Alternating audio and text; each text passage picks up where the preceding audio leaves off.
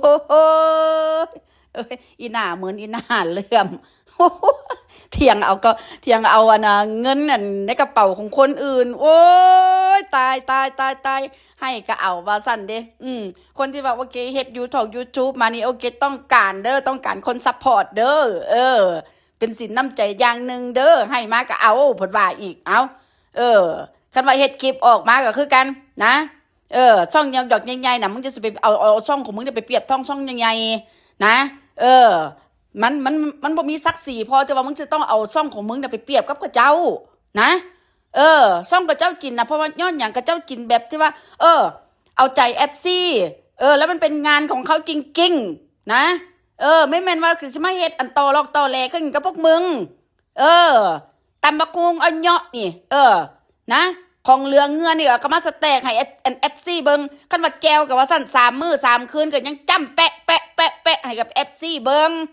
นะโอ้ยตายแล้วพ่อแม่พี่น้องชาวลาวหรือชาวไทยเว้าคำใดออกมากับมิตรว่าโอเคอันนี้มันคืองานของกูมันคืองานของกูกูจะคิดนะมันก็คืองานของกูเอาถ้ามันงานของมึงน่ะเป็นอย่างคลิปมันคือบ่เตื้องฮะคนอันน่ะคนกดไลค์น่ะมันคือบ่เตื้องฮะคือได้แต่แค่ซ้ำนั่นล่ะฮะวิวกับวิวเพราะกำกาบาทนี่หักความปากความเว้านี่อยากได้แต่เงินคนอื่นโอ้ยไผสิไปให้มึงซัวเขาสิหามาดอกมาได้เนาะเขาก็ทำงานโอเคเอาแรงเอาเงินอันนั้นแลกกับเงินแลกกับเงินมาเนาะซัวสิได้เงินก็คือกันแล้วพวกมึงล่ะแม่นไผอยู่บ่ซื้อก็โอ้ยอยากได้ของคนนั้นอยากได้ของคนนี้เอาไปเอามาแล้วบ่มีความสิเว้าพ่อแม่พี่น้องชาวลาวหรือชาวไทยมาเว้าเรื่องบุญคุณได้บาทนี่บัญญัติมีของกูสู่กูบัญญัติกูมีว่าสั้นสู่ก็มายืมกูบัญญัติที่ว่าโอเคกูจะไปยืมมึงคืนได้บาทนี่เว้ากูมึงดิสะพรแต่อีกครั้งคุกเด้อพ่อแม่พี่น้องแล้วมึงบ่คิดติฮะคันว่าโอ้ยมึงจะไปยืมเงินคนอื่นน่ะนะเขาให้มึงแล้วบัดนี้อะถามได้เถอะมึงน่ะนะใส่เขาบ่ล่ะบาดนี้คนก็กันกับมึงอ่ะนะอีค้างโคกยืมคนอื่นก็ซ้ำก็ว่าขอได้เพราะว่ามึงบ่คืนเขาแล้วผู้ใดสิไปให้มึงล่ะกูถามมึงเด้ฮะโอ้ยตายแล้วพ่อแม่พี่น้องชาวลาวหรือชาวไทยจะแม่นเว้านี่คือว่าคนอื่นเนี่ยเขานำมึงบ่ทันเนาะฮะอยากได้ของคนอื่นเนี่ยจนตรัดสั่นว่าสั่นซะฮะคันว่ามึงอยากได้มึงก็โอเคไปหาทำไมตีนที่ผัวมึงตัวไปซ่องหาเฮ็ดเวียกงานทำน่ะฮะบัดเว้าออกมาเนาะโอ้ยคันไปเฮ็ดเวียกโอเคคลิปก็บ่ได้เฮ็ดว่าซั่นนะไปเปรียบเทียบใส่อีกกระตุกอื่นเป็นอย่างอีกกระตุกอีกเป็นอย่างอีกกระตุกอื่นจะคอยแบบจะว่าโอเคบ่ได้เฮ็ดคลิป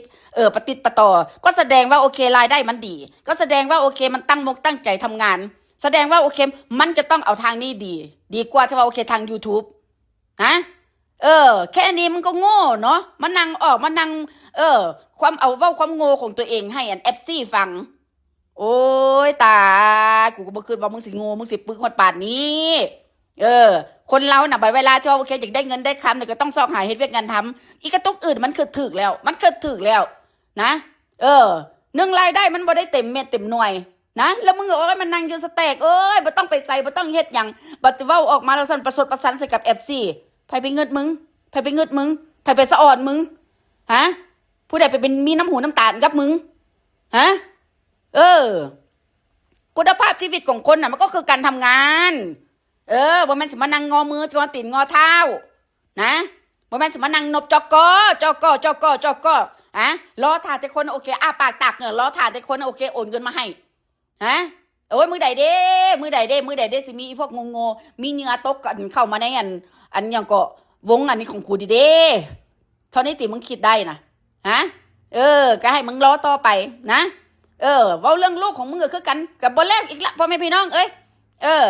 หาเงินมาได้กับพ่อแม่เอาไว้สตัวว่าซั่นเด้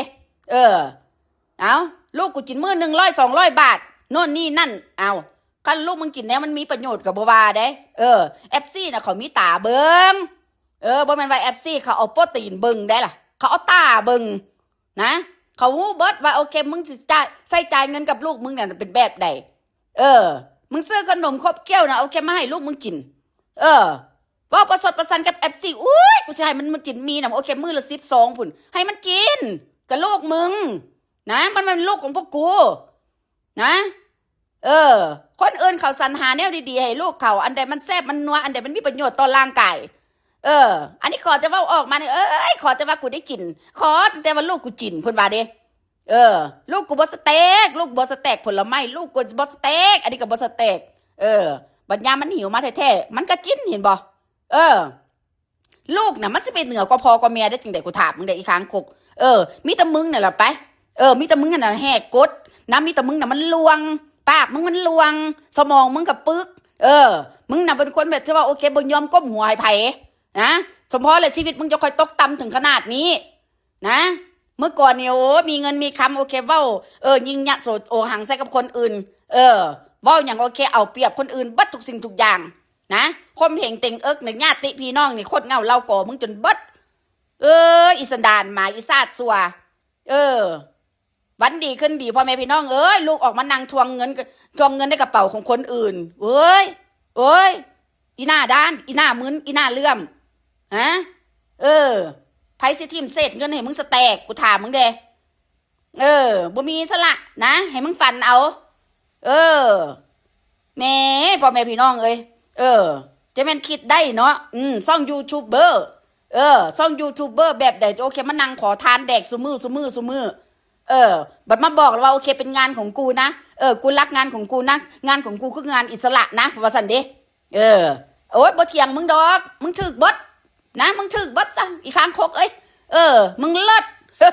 มึงเลิศจนแบบที่ว่าโอเคอันใดมึงก็มีมาบดละว่าซั่นนะมาบดละแล้วมันนี่ก็หมดแล้วก็หมดเลยหลังคากุ้งกะลาหัวก็ยังบ่มีอนาคตข้างหน้าก็ยังมองบ่เห็นเสือกมานั่งบอกมานั่งเว้าโอเคสิมานั่งสั่งสอนคนตบหัวแล้วรูปหลังตอนน่ะพ่อแม่พี่น้องคำเว้ามันน่ะนะจะเป็นเว้าอย่างบ่อายปากเจ้าของตัวเองเนาะฮู้ทั้งฮู้ได้ว่าโอเครายได้มันบ่มีทางจุดนี้ว่าซั่นต่อไปภูมิใจโน่นนี่นั่นสัวสิได้เงินเฮ็ดโลดนะสิ้นเดือนมาได้บาทนี้เงินเดือนออกมามึงก็บ่ได้จับคันบักเป๋บ่ให้มึงจับนะบักเป๋มันคุมเบิดนะคุมเกมมึงเบิดทุกสิ่งทุกอย่างนะมึงต้องทำให้มันให้มันเต็มเป้าคันมึงบ่เต็มเป้ามันก็เอาตีนให้มึงกินเห็นบ่นั่นแหละคือผัวมึงอันนี้มันอย่างยืนยันมาจากไผยืนยันมาจากปากแม่มึงเองเนาะบอกไปพี่น้องเอาตอนนี้แหละไว้จะพ่อกันใหม่ผิดพลาดประการใดขอโทษขออภัยพ่อเป็นพี่น้องแล้วไว้เจอกันนะจ๊ะคลิปหน้าละไล่หน้าพ่อแม่พี่น้องโอเคบ๊ายบาย